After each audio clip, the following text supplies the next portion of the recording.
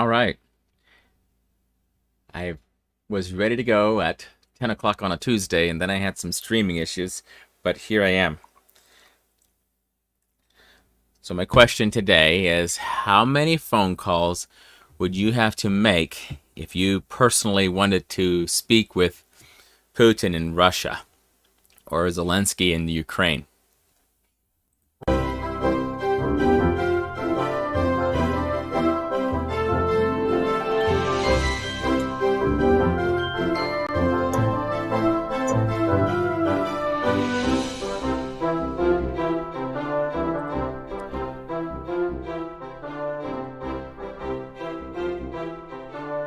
So, a number of years ago, there was this is back in the 20s actually, there was a Hungarian author who wrote a book in which, or a short story I should say, and he called it Chains, and he was discussing in the book this idea of our connections with other people.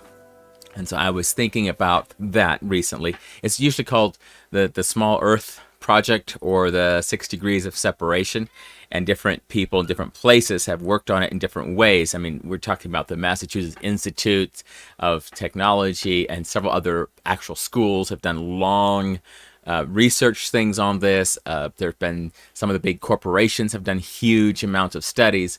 And you can imagine why. I mean, part of why it would be happening would be in order to have an understanding. For instance, something like Twitter, they say, well, how connected are our people? And so they can pretty much, with Twitter, they can take all the users and say, if this user here was to reach out to his group of people and ask for contact with someone else, like how many connections would it take before they're connected to everyone? Hey, Hudson. I'm need to change his battery. Come on over here. Oh. Are you looking for batteries for for that game? Yeah. I think there's batteries right here in this drawer, right here. Yeah. Okay. Yeah, there you go. I think I need this. And you're gonna need a screwdriver. It's in the next drawer down at the bottom there, all the way at the bottom. There's also a screwdriver upstairs right now. So, my coffee this morning is some from Seattle, and I just want to. I was drinking my coffee, thinking about this, and I will connect all the dots later. But here is something I just wanted to ask this question and say, okay, so if I am here, and let's see. All right, Hudson. So I'm gonna be the little person down here. This is me. I made me with green, even though I am wearing blue. So there I am in green. And then I have a circle of friends. And so I'm going to say here, this is a dark blue. So this is my circle of friends, right? So I have all around me different people who are friends of mine. And so I'm going to just assume that I actually have a lot of friends, right? So here's all my friends, and we're doing all kinds of different things. There's friends everywhere, right? So I know a certain amount of people. So this is me trying to talk about the 6 degrees of separation. So here I have a certain amount of friends, and these are my friends, people that I know that I can interact with. Usually it would mean that I can either pick up my phone and I can call them, or I can see them because we're close proximity to each other. I can write them. I can reach out and contact someone. So that's these people. These are my acquaintances. We may not all be super close friends, but so these are the acquaintances. Okay, so now, so you think about the people you know and how you interact with them. When you're interacting with folks, then you have a certain level of social capital with them. You can, people reach out to me on my phone, and sometimes they ask a question and it takes me a long time to respond back to it. Sometimes I'm quick to respond. I've been trying to get better at just saying, hey, I got your message. and then but I don't have an answer, right? So I'm trying to do that. I still have way too many messages where someone reaches out to me and I just don't give them an immediate response. But the idea is that there are a lot of people who know me well enough they can reach out to me in some way and they can contact me. So that's this group right here. This group of people that is able to reach out and reach me. So then I have some more people that I don't necessarily know. They are out here. And so in this group of people, these are all connections of people that I do know. So that's a connection here. And so there's all these people. And again, I'm going to make just a randomized group of folks out here. But here are these people that are acquaintances of my acquaintances. So in the studies and the discussions that people make when they're talking about the Small World Project, or they're talking about wow, I'm distracting myself here. Okay, so if they're talking about Small World Project, or they're talking about 6 degrees of separation, then this is me, and then this is the first degree of separation, the next, and so it's 1, 2, 3 degrees of separation away from here. Well, now this group of people they also have friends, and so now there's a whole nother set of people out here that I don't know. And so the question, and I'm going to keep sketching these, but the question is, how many people would I have to call to reach someone over here? And so the way that the game has sometimes, it's been turned into a game. And actually, I'm going to move this guy over here because I keep hiding myself when I'm working on it. So it's okay here. I have to be right here, but then when I'm looking at it, I'm looking the wrong way.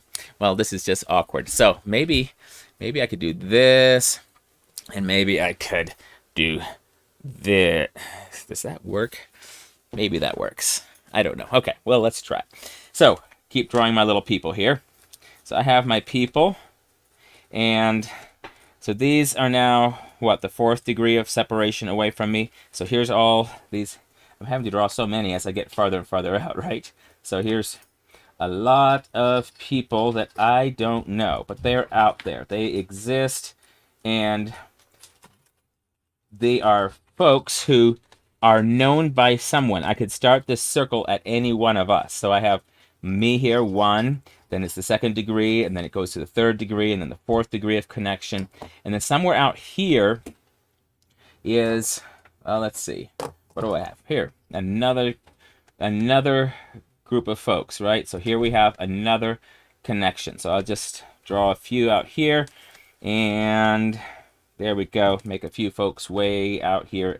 This would actually be hundreds and hundreds. I should have like more and more people with every degree of separation that I'm going. So here's my, what is this? The 5th degree, I believe. So we are out here 5 relationships away from me. And you'll see why I'm talking about this in a minute. So now I go from there. There's actually some more. Like this goes out kind of indefinitely. Just keeps going out farther and farther. So let's see. What colors do I have left? Oh, I have a red. Let's do red. So way out here is someone that I, for 100% for sure, don't know. They are far disconnected from me. But let's just say that for one reason or another, this person out here, maybe this is a famous person over here. Maybe I'm talking about like I said in the description, the Queen of England or someone. Well, if I'm talking about someone famous, what if, and maybe it's not someone as much famous as just very influential. And so I'm thinking, if only I could reach that person, then I could be able to, whether it's influence their decisions. So like right now with what's happening on the world stage, you might say, oh, if only I could have a moment to sit down and find out what is Putin thinking. And you really genuinely want to know, what's this guy thinking? Or you think, if I could just get over there to Zelensky. And I've been watching my social media feeds, and I'm finding quite a few folks who are being very encouraged with what's happening by the response of the Ukrainian people. There's other people who are very suspicious by what's happening. And so there's just I have all kind, I even have right now, I have most people on my feeds are supporting Ukraine, and a few people are going, we think Putin is up to something that might actually be good because he might be stopping the one new world order or something. So I have this very wide variety of responses to what's happening. And as a result, it is a little bit humorous to me to see what the thought processes we go down to make decisions about what other people are thinking or doing. So here's this concept that I have some people who are closely connected to a scenario. So if you look at me, I'm way over here. I am so far away from these connections. I don't know anyone over here, but I might know their names. So for instance, if I take President Z in China, I'm not sure if he wants to be referred to as president or something else, but the leader of the communist people of China, and I say I would really like to have a word with him. How do I get to him? Well, I would have to start asking. So I would ask, for instance, I would ask this circle of people here. I would say, do any of you know people in China? Now, it just so happens that in my circle of friends and acquaintances, there are a few people who are from China. And they have plenty of connections back home in China. So I might be able to say, does any of you know someone in China who knows President Z? And they would say, well, let me see. And they would go through, this person might. And so they could connect me to that person. And that person would say, yes, actually, I do know him. And maybe they had enough influence and they could connect me. They might be able to connect me in 4 connections. In fact, in much of our society in the United States, if you just take us, the average when they do these studies is not 6. Because back in the day when they were doing these studies, this idea had come from this Hungarian author. They thought, well, maybe it would be 6 would be the number of connections necessary to connect everyone in the world. So 6 degrees of separation has kind of become the assigned terminology that we use to talk about this. And so as people are looking at how to connect these, how to actually test this theory, you can start asking, like right now there are game shows in multiple countries. I know Israel had one. There's a bunch in different countries where there's game shows where people are talking about this very thing. So for instance, I think the one in Israel worked like this, and I might have this one wrong. There's different game shows that would try different things. So one of them would go like this. They would bring in someone who is famous, and they would say, do you know, who do you know, who do you have an unexpected connection with? That was their question. Who do you have an unexpected connection with? So that person would say, oh, you know what? I met so-and-so at such and such an event, and we've kept up ever since then. We're still communicating. Oh, well, that's an interesting connection. And so they go get that person, bring them on the show and say, hey, you know, so-and-so said they know you. And so tell me, do you have an unexpected connection with someone that you would, you know, most people, and they would think for a little bit, and be like, oh, you know what? Back in high school, I was actually in a class with, and they start explaining a connection that most people wouldn't think they would have. And so they bring that person in. And so by the time they got to the 6th connection, the 6th kind of unlikely connection, they would ask that 6th connection, they would say, do you know, and they would bring in the first person, do you know this person that started the first, you know, the game show to start with? And at least 50% of the time, that 6th person away would say, yes, actually, I do know that person, and would explain what their connection was. And so that's just that was a fun way of playing with the 6 degrees of separation, right? Now, there are other theories where we use different kinds, like 6 degrees of motion or freedom. There's other ways that we talk about 6 degrees, but specifically, this one is talking about this relationship. And I, last week, in talking about the toxic people talk, where I was saying, you know, there are some relationships that are painful and just don't seem to actually help us any. When and in what circumstances do we cut off a relationship versus allowing the grace of God to flow through us to deal with the difficult situation?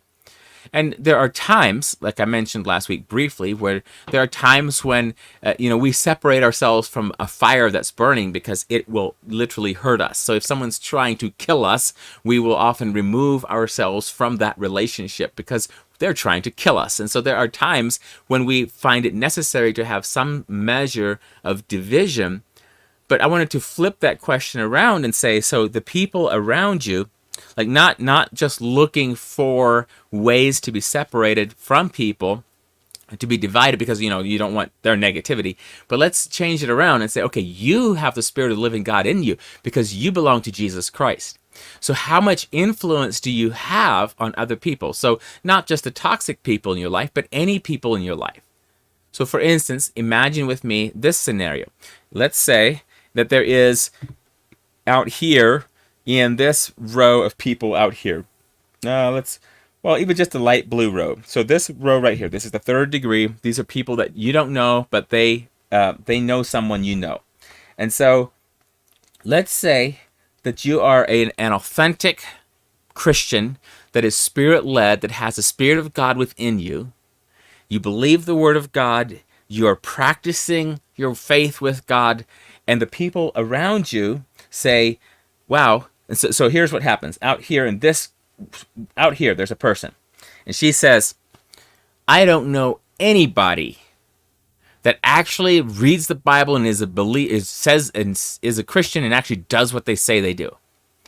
And so the degrees of separation would be that if she knows, let's say in this case, maybe she knows this people, and this guy. So she knows a few people here. And so they all look at her and say, well, actually, we know someone. We know someone who not only says they're a believer, but lives it. Would they be able to point back to you? And she would say, well, I would be interested in meeting someone who actually does and says what they believe. And so that would be 1 degree away where she's saying, I don't know anyone. But these people here say, actually, we know someone because they all know you. And so this is the idea of the influence going out. So this is not just you trying to protect yourself and saying, well, I don't want to be hurt, so I'm going to cut myself off from certain people and on purpose not get to know. Because there are some networks of people when I see gatherings and conferences and stuff, there are some networks of people where I do not feel it necessary for me to go and connect with those people. Now, whenever I see a gathering of Christian filmmakers, I'm always a little attracted. I'm like, oh, I would like to go connect with those people. The problem is I run out of time and bandwidth. I can't go to all the gatherings that I'd like to go to. Last week we missed Content 22. It was a place I would have liked to go. We tried to figure out how to go. We just couldn't quite figure it out. And so that's something that was helpful for me. I wasn't on purpose separating myself from that group of people. But there are some groups of people that I look at and say, I don't necessarily need to spend a lot of time with that group of people. Either my interests are not the same, our goals are vastly different, or something like that. So for instance, when I hear of a gathering of people and they say, well, we're getting together and we're learning how to survive and how to butcher chickens and all that stuff so that we can survive in case of a cataclysmic event or something, I'm a little bit interested just because oftentimes the things they are learning are things I grew up knowing how to do. And so I'm curious to know, why are you wanting to learn this? What's going on? But if it goes into where they are just so afraid of what's happening in the world that they are using fear to motivate each other, I just don't want to be part of that group, because I don't want to be using fear to motivate other people. I want people to have this other question in mind, and which is part of what I'm talking about right now, and it is, there is a king, the creator of the whole earth. He made heaven and earth. He made everything that we see out there. He made us. He created us. And we can actually know this man, this God who became man. We can know Jesus. We can walk with him. Our life can actually be changed and altered dramatically when we submit to him. He has work for us to do. He has a will and a desire for us. And it is really necessary for every human being, everyone, to be able to submit and surrender to Jesus, the King of Kings, Lord of Lords. And so when I hear of a group that is doing that and is helping other people find that, I'm also attracted. Now, there are times, again, where I look at what's happening and I say, boy, I would love to be there. But let's say it's, and I'm just going to use this as an example. Okay, so maybe I have a calling to Denver, Colorado. And so this is happening over in Salt Lake City or something, okay? So there's a huge revival happening. it's not always my job to run to that revival and say, hey, what's going on? I want to be part of this. Sometimes it's my part to stay where I am and keep working with the people that God has called me to. Sometimes it also is just impossible. Maybe I get word that somewhere in in South Africa or Kenya or somewhere in Zimbabwe or the country of Georgia, over in the Middle East, somewhere else there is something happening, and I can't just go there. Number one, it's far removed from me, so I'm glad it's happening. I would be happy to be connected with those people. That would be kind of like me taking an airplane trip and going from here and flying in over here, and suddenly I get to know this whole new group of people that I before was not even closely connected to. And so that can happen, and sometimes in your life you'll get that opportunity. But most of your life is spent right here with this circle of influence, the people you know. Now, what's fascinating about this is if I know someone, like for myself, we were sitting at breakfast this morning and I was talking about this. I actually know some people who have lived in the Ukraine. Now, I don't talk with them every day, so I don't know how many phone calls I'd actually have to make to reach them, but I could potentially call them and say, hey, do you know someone who knows Zelensky? And they would say, oh yes, actually we do. And so I could potentially be connected, right? Same with what I mentioned about China. I know people from China, so they might know someone in China who actually has access to government officials. I know people from other nations in different places, so sometimes it might take 2 or 3 or 4 or 5 steps. And this is actually what Twitter found was if everyone that was on Twitter was about 3.5, 3.4 connections away from each other. Everyone that's on Twitter. Now that's a contained, that's one platform. So they already have something in common, is that they want to be on Twitter. So they're on Twitter and they're about 3.5 away from each other. Microsoft tried a similar experiment where they were looking at all the people that were connected and how many. So basically what you do is, in the case of Microsoft, they would have to do some kind of a big thing, which it brings up privacy questions, right? So you have this guy and all of his contacts. And then you look at anybody else and say, well, how many contacts do they have, and when are they in common? Microsoft found that the average was somewhere around 6.6 connections that they had to make to connect anyone in their loop. But occasionally, someone was as far as 29 connections away. And so think of someone, somewhere living in a small island off of big land. You hardly even know the name of the country that's on the continent there, much less what's happening in the islands. And so here you're trying to connect to that person, and it's a long connection. It might be 29 connections before you start getting close and get there. So, but there is a level of connection that we all have, and the reason I'm even thinking and talking about this is just simply for the fact that in our life relationships, most of the time we're thinking of them in terms of who can help me. And so like in network marketing, for instance, I might be using a similar kind of map because I'm trying to filter out and say, well, when we moved out here, for instance, I got to know a few people in the area, and as I got to know more and more people, well, less of my friends in the Denver area are involved in the trades than, say, when I lived in Texas, where more of us were involved in trades. Here, I have quite a few people who are involved somehow with computer programming or other kind of work, whereas more office related, they're not in the trades. It's different somehow. And so the mix of my friends that are in trades versus not is dramatically different. So when I would ask someone like, hey, do you know about Conklin Roofing? Well, if I asked that question in certain circles, they would all know about it because they'd all had a friend or a cousin or a family relative, somehow somebody that was using Conklin Roofing to do something, that had been to the meetings and stuff. Well, out here, very few people knew, and that was interesting. The other one that was fascinating for me was back in Texas.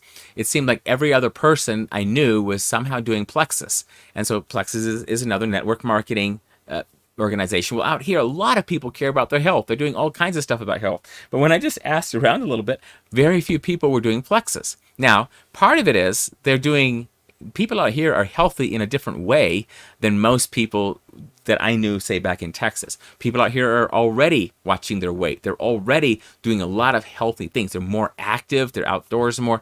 It's amazing to me to see that. But it was just funny to me to go from one group of people where every other person was doing plexus and then come out here and like nobody's doing plexus. And at first I was like, well, somebody should come out here with plexus. But as I began to understand what was happening here, it wasn't that they weren't interested in their health. They were already doing things, sometimes way more than someone on plexus would be doing. So just, I'm not a plexus ambassador or a Conklin representative. So I'm just using those as examples because we have a certain level of influence. You have influence into people's lives.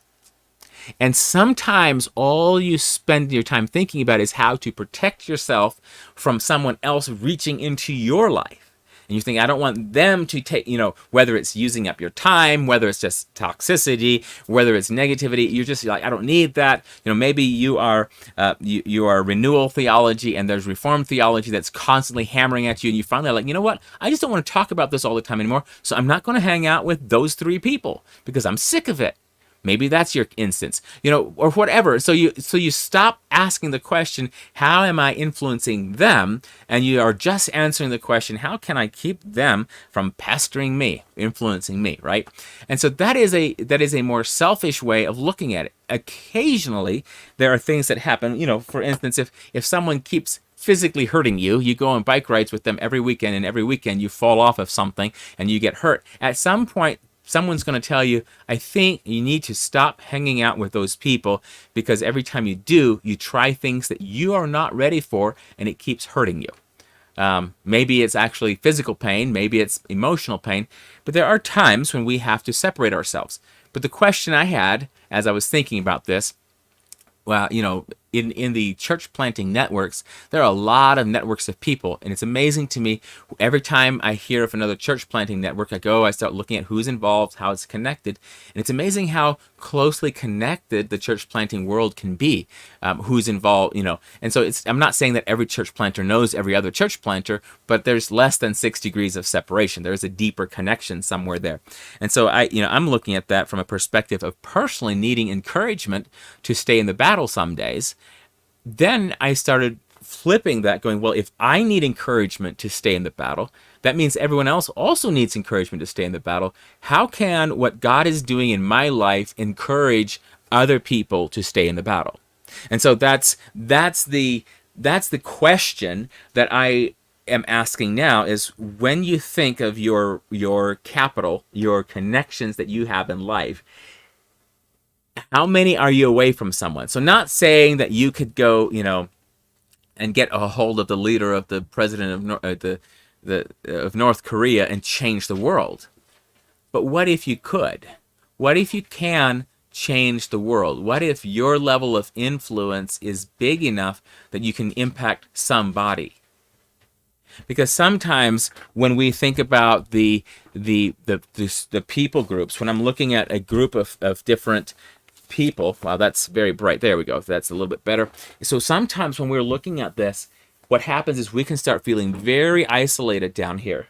We feel very alone. We feel very abandoned. We feel like nobody around us is helping us. And we're like, nobody helps us. Nobody likes us. We can begin to feel very isolated.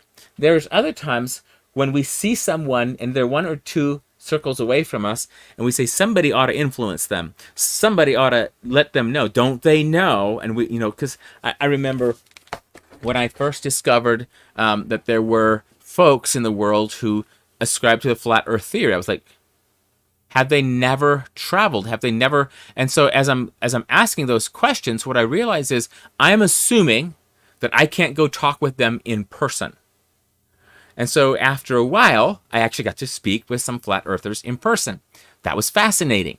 And so now I know that I can have some actual conversations with people who have a different belief than I do, but I can have conversation with them. So instead of me just being in my shower going, well, if I ever meet one of them, I'm going to go da-da-da and da-da-da, and I'm going to make this argument and that argument, and boom, I'm going to win the debate. Instead of that, suddenly it's a personal connection, and I realize they have a very real reason for believing what they do, and I have a real reason for believing what I do, And when we meet together, those reasons are going to collide in some way. And when they bump into me that hard, are they going to bump into the Spirit of Jesus within me? Or are they going to bump into me and my brilliance and my ability to win arguments and debates? It was a good question.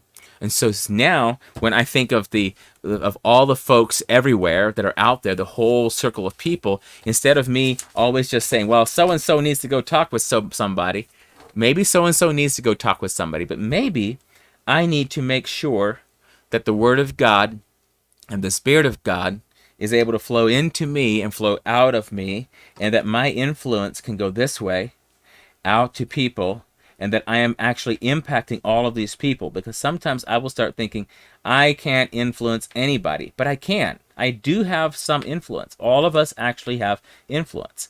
And so when we start doing this, several things will happen.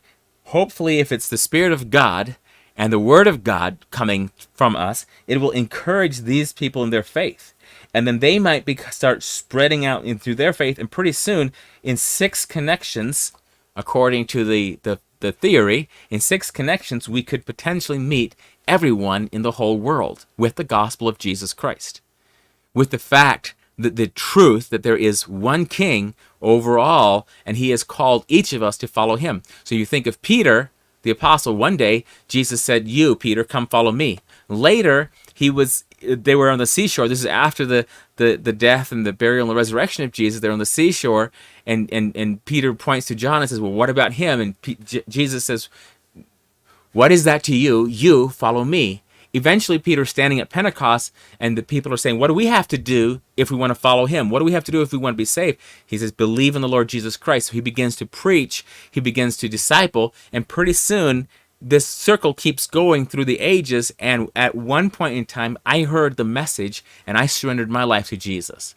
At one point in time, you heard it, so the influence kept growing. So that's what I wanted to think about. Not just, it is a small earth. It is kind of neat to think about how, who do I know in England who might actually have sat and eaten dinner with the Queen? Well, it's possible that I know someone. I might not know the exact person, so it might take me one person in England. Maybe I need a friend from here to have a friend over there to have a friend over there who eventually was the one who sat and ate with the Queen. So how many degrees am I away? It's a good question to stop and think, because some of us have isolated ourselves so much from the world that we don't think they're reaching in and we're not reaching out. But we need to stop thinking that way and realize that people are people everywhere with the same needs, same need for a Savior, same need to know the Lord Jesus Christ. And how is my influence impacting them? When someone 2 or 3 degrees away from me says, I've never known a real Christian, will those next to me be able to say, well, here's someone who actually believes what they say and do what they believe. They're actually living it. You should meet them. Is that a possibility? Because that's the concept of influence. All right, well, I am going over my time already. I didn't realize but there it is. I'm past my time. So that's the question of the 6 degrees of separation. Not only how far are you separated, how close? Because some people are over here calculating, well, how long, if Putin is invading the Ukraine right now, how long does it take till we have Russian tanks in our cities? And they're making it purely from that perspective, like how would war come to us and how would it look? I'm asking, how does the kingdom of heaven that's in me invade all of the other spaces that are out there and all these other people who have not yet experienced the love of the King of Heaven? So, how many circles of influence will that take to get from me to the farthest person out there? How long before the gospel is presented to Putin? That's my question. See you next time.